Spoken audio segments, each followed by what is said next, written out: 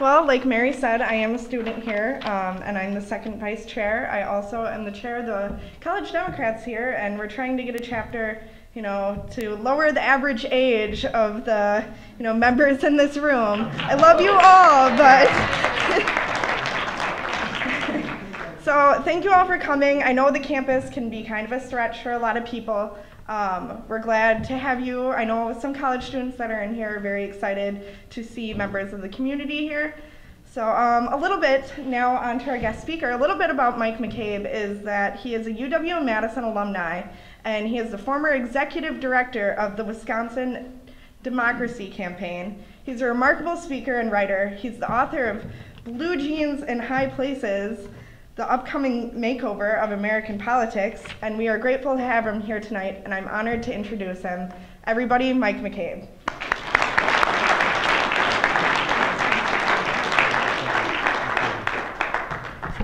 Thank you, Brandy, and thank you all for coming tonight and giving me this chance to come and share some thoughts. Brandy said a word about what I've done. Let me say a word about who I am. I'm the son of dairy farmers. I grew up in Clark County, about halfway between Eau Claire and Wausau. My hometown of Curtis is a little town of 150 people. It had the distinction in this last election of giving Scott Walker his biggest margin of victory of any community in the state of Wisconsin. Walker won 90% of the vote in my hometown. So I guess people would say that I come from red Wisconsin. But when I was a kid, Clark County was sending Democrats to the legislature. So realignment happens. But I am, at my core, the son of dairy farmers. It shapes everything about me and who I am and what my values are. And I am a product of Clark County. My most important teachers were farmers in Clark County. Some of them didn't have high school diplomas, much less college degrees, but they taught me life lessons that have shaped who I am. Now let me say a word about what I am. I'm a commoner. I use that term in part because sons of dairy farmers can't be anything but commoners. But I'm also a commoner in the sense that I think concern for the common good has become far too uncommon.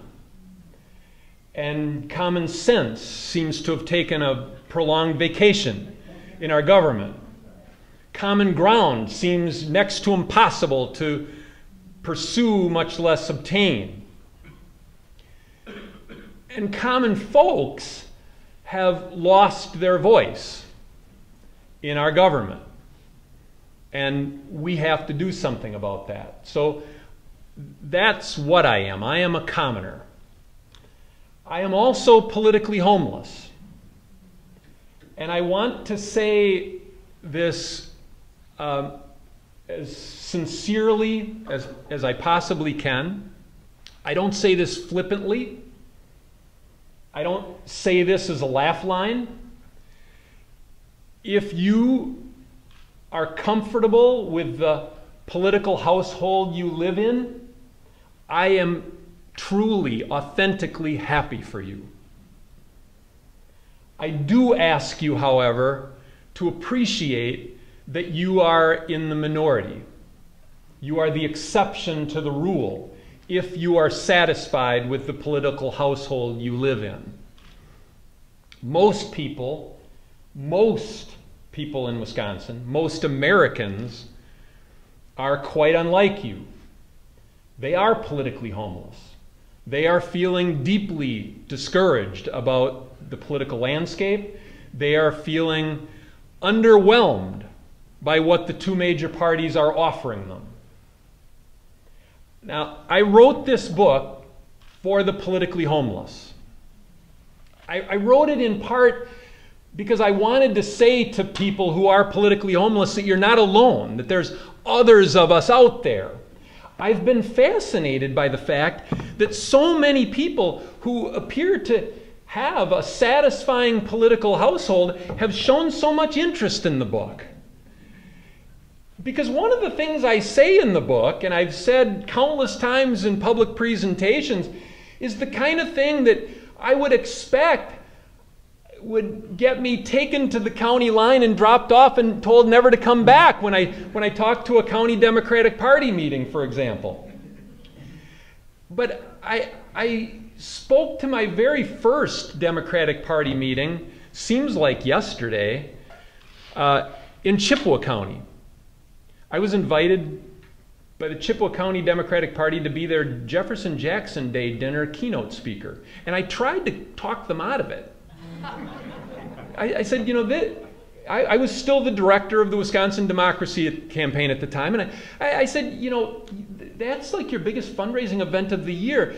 Don't you want kind of a red meat partisan to come and rally the troops? And I'll never forget what the woman said to me who invited me. She said, well, actually, we're not feeling that partisan right now. We'd rather have you. And I said, what the hell? All right, I'll come. And I went and spoke. But before I went, I went back and forth about what I should say. And finally, I just decided, you know what? I'm going to speak from the heart. I'm just going to say what's on my mind. And I went there, I went to Chippewa, and I said, your party is failing America. Both major parties are failing Wisconsin and failing America. We've got one party that is scary and another that is scared. And I figured that's going to get me taken to that county line really quick. And at the end of that talk, I got a standing ovation. And I thought, this is the weirdest damn thing. That I'm getting a standing ovation for telling them that their party's failing. And not only did they give me a standing ovation, they told Eau Claire County, you got to have this guy come and talk. And Eau Claire County contacted me and said, would you come and talk at one of our meetings? And I thought, this is kind of bizarro world we're entering here. Because I basically told them that their party sucks, and they told the neighboring county, he told us that we suck, you got to have him come and tell you that you suck too. Something weird is going on in politics these days. Well, now I've been invited to speak at more than 36 different county Democratic Party meetings. And I've used that line repeatedly that I have in the book, and that I just shared with you now, that we have one party that is scary and another that is scared. I've used it every single time I've spoken at any of these meetings. And the fascinating thing is that I have yet to encounter a single person in a single audience who says which one is which. People instantly know what I'm talking about. And that suggests to me that we have entered a really unique moment. A moment that none of us has ever seen in our lifetimes. Brandy, I understand that there's a little gray in the audience, but none of us in this room is old enough to have ever experienced quite what we're going through now, ever before in our lifetimes. We are at a unique moment. And there comes a time when words fail us. And we've reached such a moment when words fail us. Think about this. Look up the word liberal in the dictionary. The word comes from the same root as the word liberty. It means freedom. And yet, people who call themselves conservatives would look at that dictionary definition and say, that's what we are for. And the liberals are actually anti-liberty. They're anti-freedom. We're the ones for freedom. Think, ay. So then look up the word conservative in the dictionary. It comes from the same root as conserve or conservation. Now, people who would call themselves liberals would look at that and say, that's what we're for. We're for conservation, and they're not. Conservatives are anti-conservation. They're anti-conservative. They sit at their political convention and say, drill, baby, drill. That's not exactly an anthem that screams out a desire for conservation. Drill for every drop and burn it all as quickly as we possibly can. And so liberals would say they're anti-conservation. conservative. They're anti-conservation. So we really are at a bizarre moment where you look at those words, and those words don't mean anything remotely. They don't mean to us today remotely what the dictionary says they mean. They don't remotely mean what they used to mean. They've been sort of warped and twisted, and those words are shorthand. They're shorthand that used to help people make sense of the political landscape. Those words helped us sort of categorize political beliefs and values and put them along a spectrum so that we could make sense of the political world. Well, the code is totally garbled today. You've got the people who call themselves conservatives insisting that they're the ones who support values that we used to know as liberal values, and we've got liberals saying that they're the ones who really stand for these conservative values. That's a bizarre moment that we're living in, and these words fail us. And I think it's things like that that to me are a clue that we are at a time that screams out for reinvention, for rethinking labels and rethinking our political vocabulary. Because what these words have now really become is the political equivalent of ethnic slurs. We use them to demonize people. We use them to divide us from others. That's really what the purpose that they now serve. And so I'm done with those kind of labels. That's another reason why I consider myself a commoner. Because using language that is really nothing but a bunch of political slurs that we use to try to demonize each other, that leads nowhere good. And the reality is that when you think about liberal values and conservative values, you all have both of those values in your heart. You believe in conservation. You believe in liberty. You hold dear liberal values and conservative values. And yet we've twisted and warped those words into political slurs that simply serve to divide and conquer us. And so it's time to think in new ways. So I came here tonight risking being taken to the county line and dropped off and told never to come back. I came here to talk about insanity. You know what they say about insanity. That's doing the same thing over and over again and expecting a different result. And somebody recently put it a different way, and it was just wonderful. When they heard what I'm trying to cook up and what I'm trying to get people to think about, somebody came up to me and said, you know, but Mike, people want things to be better, but they don't want things to be different. I'm sorry, things are never going to be better unless we do things differently. You can't do the same thing over and over again and expect a different outcome. That's insane. That's the definition of insanity. And so I had to look myself in the mirror. I had a job I loved. For 15 years, I was the director of the Wisconsin Democracy Campaign. I tracked political money. I worked for campaign finance reform and other democracy reforms. It was a job I loved, but I had to look myself in the mirror and say, if I kept doing this for another 15 years, would it be enough of a game changer? Would it get us to a better place? And I had to be honest with myself, I don't think it would. So I decided to take a step off a very sharp cliff. I decided to give up for the time being, and I hope it's a short time being. I decided to give up my source of income to start something new. I didn't write this book as an academic exercise. I wrote it as a blueprint, and blueprints are useless unless you use them to build something. And so I'm setting out to try to build something, to put these ideas into operation. And I want to share with you just a few thoughts about things that we all need to come to terms with, things that I'm wrestling with and that I encourage you to wrestle with as well. We have been trained, conditioned, brainwashed, if you will, to think and talk and act in ways that make us active participants in our own disempowerment.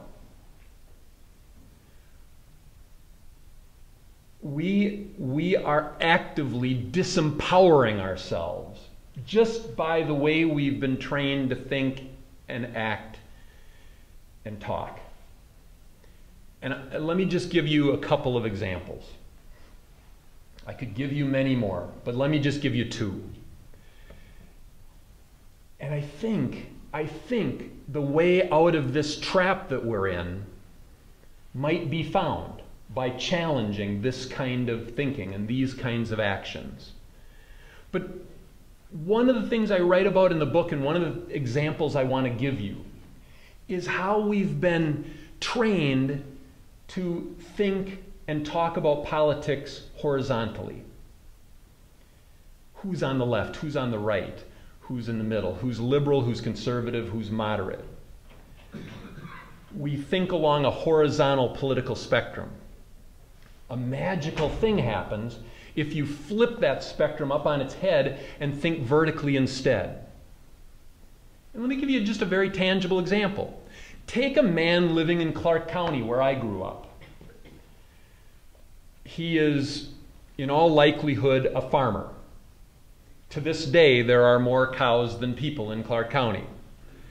Almost twice as many cows than people in Clark County. So, in all likelihood, he's a farmer. He is white. He's more than likely poor. Clark County is one of the 5 poorest counties in all of the state of Wisconsin. He's Republican. Thinking horizontally, you would call him a conservative. Now take a woman living in Milwaukee. Let's say she's a nursing assistant, a CNA. Chances are she's also struggling to make ends meet.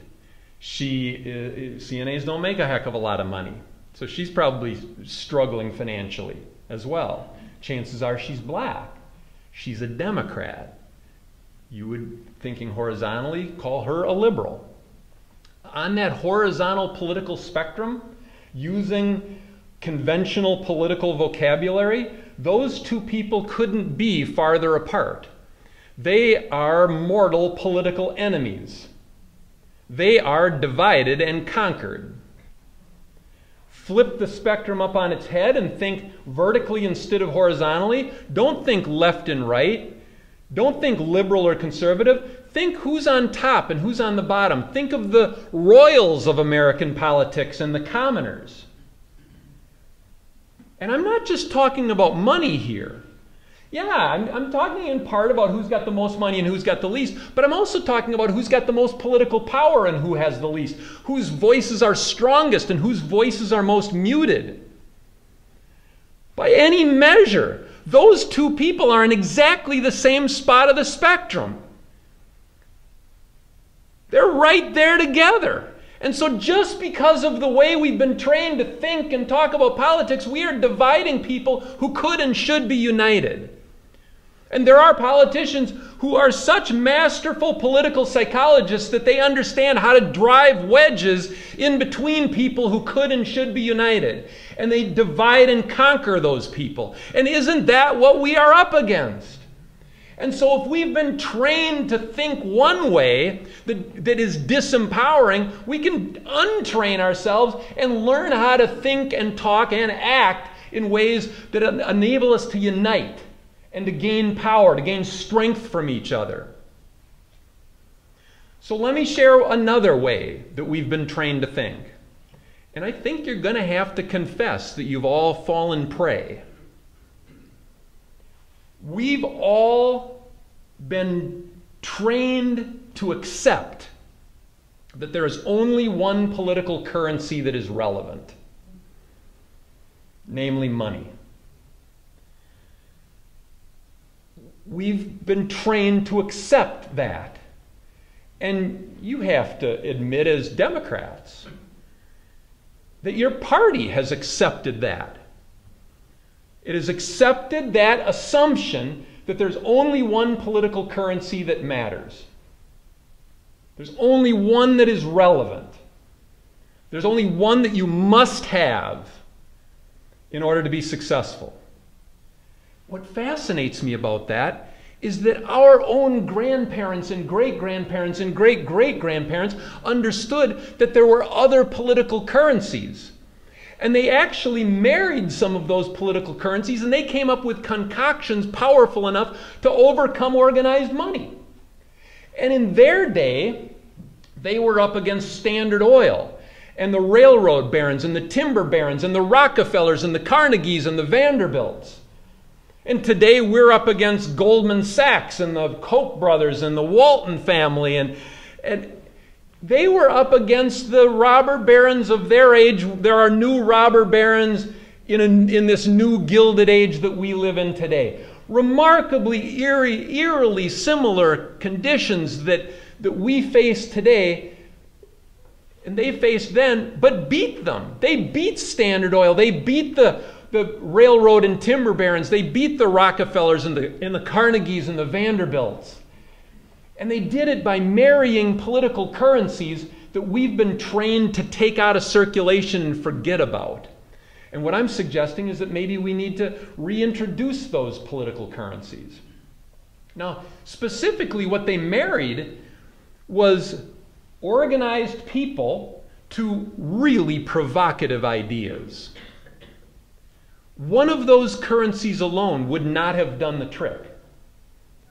Married, those currencies did form a concoction powerful enough to overcome organized money. And I don't think you can in good conscience say that your party today is a party of provocative ideas. Their ideas were damn provocative. I write in the book about the 1911 legislature. Probably the greatest legislature ever, not only in the history of Wisconsin, but perhaps the history of the entire United States of America. In one legislative session, just one, lawmakers struck blows for worker rights. They created child labor laws. They created the nation's first system of workers' compensation. They created railroad regulation. They created insurance reform. They created the first state life insurance program anywhere in America. They created the first system of taxation based on the ability to pay. The progressive income tax was an invention of the 1911 legislature. They created the nation's first system of vocational, technical, and adult education. One single legislature did all of that. They were that aspirational. They were that ambitious in their thinking. And they not only aspired to those things, they enacted those things in one session of the legislature. Now, I would argue they did that because they were free to do that. They did that because of something that they had done earlier. In 1897, the Wisconsin legislature banned political bribery. Now think on that a second. You know when Wisconsin became a state, 1848. That means for the first half century of statehood, it was perfectly legal to bribe public officials. And in 1897, that practice was outlawed. And then in 1905, corporate campaign contributions and corporate election spending were banned. Those lawmakers were no longer owned. Those lawmakers were free to do all those amazing things that the 1911 legislature did. And that was our inheritance. That was a legacy that was passed down to us. There is no party that has an agenda that ambitious. But they married that ambition to organization, and they overcame the power of organized money. And to me, that is our challenge. That's your challenge, is to replicate that history, to repeat that history. And, you know, let me just close by saying this. We're at a moment when we've been told over and over again, we've been lectured, we've been hounded about how we're on our own. That, just look out for yourself. You don't have to look out for anybody else. That's something that's been pounded into us now for the better part of a generation or more. We've been told you're on your own. And we've also had thinking drummed into us that I would consider Titanic thinking. I call it Titanic thinking because basically what is at the root of this is an understanding, an acceptance of the idea that the best days for America are behind us. And what your party has to deal with is a couple of fundamental realities of how people are thinking and feeling. One of those realities is the idea that the American dream is being downsized and that there's nothing that we can do about that. There is this fear, and it's maybe the one thing that unites Tea Partiers and occupiers. It unites people across the political spectrum, is this fear that future generations or even today's kids and grandkids are going to be worse off than their parents.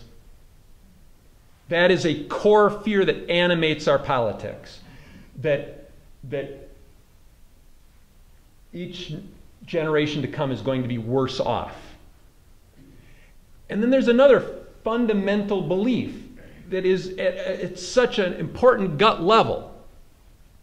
And that's that most people, most Americans, believe that their voices are not being heard, that their interests are not being served, that they are not being represented. They believe that in their gut. And your party has to deal with that. So given what people are feeling and thinking, they're incredibly vulnerable to Titanic thinking. That the ship is sinking, but we'll get you on one of the lifeboats. There ain't enough lifeboats for everybody. A lot of people are going to go down with the ship, but to hell with them. We'll get you on a lifeboat. What's the voucher program but Titanic thinking? There's this idea this seed that's been planted that public schools are doomed. They're failing. There's no saving them, but we'll get you a lifeboat. We'll let you get a decent education and let everybody else fall through the cracks. That is not only offensive thinking, it's dangerous thinking. And it has to be fought. That Titanic thinking has to be fought. And that idea that somehow our best days are behind us and that's unavoidable, that has to be fought. And when that is fought, as forcefully and as ambitiously as our grandparents or great-grandparents or great-great-grandparents fought in their day, we will turn this around. We will find our way out of these woods. And what we can draw comfort from and take inspiration from is an understanding that we don't have to make history. We only have to repeat it. We are facing nothing that has not been faced before by people who came before us. And I refuse to believe that there's something wrong with us, that there's something that makes us incapable, that there's something wrong with us that makes us less able to make change than those who came before us. In so many ways, we've got a lot more going for us than they did. We got more money, we got more education, we got far more means of communication. We're up against significant barriers. We're up against huge threats. But so were they in their time. And in so many ways, we've got more going for us than they did. And I just absolutely refuse to believe that there's something fundamental about us that makes us incapable of making change the way they did. So we don't have to make history. We only have to repeat it. We only have to do what they did before us to give us this inheritance that we have largely squandered. And so to me, that is my challenge to your party. We cannot succeed. We cannot reclaim the American dream. We cannot overcome Titanic thinking with one party that is scary and another that's scared. We have to be better than that. And we could draw lessons from past generations in the way they made change. And that's my final thought to you tonight, is another way we've been trained to think. And God, we've got to break out of this. We've been trained to think that we have three choices as voters.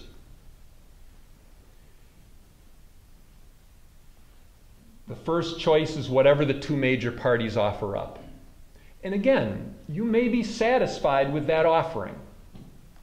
Most people are not. Most people, including many that you need to vote with you, are not satisfied with what is being offered. And so they long for an alternative. They long for a third party or an independent candidate who will get them to that promised land. And sometimes they give that a try. And the problem is that path always leads to a dead end. Whether it's Ross Perot one time or Ralph Nader another, it always leads to people being deflated. It gets them nowhere. And there's a reason for that. We have a two-party system. We're not a parliamentary democracy. We don't have a system where competing factions can join forces and form coalition governments, where a third and a fourth party could join forces and actually become the ruling coalition. You know, we don't have fusion voting. We don't have instant runoff voting. We don't have proportional representation. We don't have any of the legal mechanisms that allow a third party to be able to successfully compete. And so that's why that option ends up being a dead end, which then leads people to what they think is their third and final option, which is withdrawal, resignation. They throw up their hands and they say, if my voice isn't going to be heard, if my vote's really not going to accomplish anything, then I'm out. They head for the sidelines. And you have to admit that third option is endemic to American politics today, and it is part of the crisis that we face. Again, what fascinates me is that past generations instinctively understood that there was a fourth option. And on more than one occasion, they opened that door, and what they found behind it was landscape altering. What they found behind it was transformational. What they found behind it is what I have come to call a first party movement. They, on more than one occasion, shed old labels, gave up old vocabulary, renounced old identities, and fashioned themselves a new identity. And they hitched that new identity to really ambitious agendas. And they, on more than one occasion, changed the face of American politics. On more than one occasion, they compelled the two-party system to meaningfully reconnect with the people, and waves of reform followed. What I'm suggesting in this book, what I'm suggesting here tonight, is that maybe we've reached another one of those historic turning points that cries out for some reinvention, that cries out for some rethinking, doing some things in a different way. And there is a blueprint, there's a path that has been blazed before by our own ancestors. And it worked. They compelled parties to change. And when the smoke cleared, there weren't 3 parties or 4 or 5, there were 2. But those 2 parties had been transformed and had reconnected with the people. They came to where the people were. That is what we have to do in our time. We have to think about the behaviors we've engaged in the past, the way we've been trained to think and talk and act, and we need to at least entertain the possibility that past generations were right, that this fourth option is available to us, and we've got to think about maybe opening that door again and walking through it, Because I think if we do, if we're willing to take that step and open that door, I think what we'll find behind there is transformational. It is landscape altering, and it is the kind of thing that will get us out of the rut that we're currently in. It is the kind of thing that will put citizens back in the driver's seat of our government. Thank you.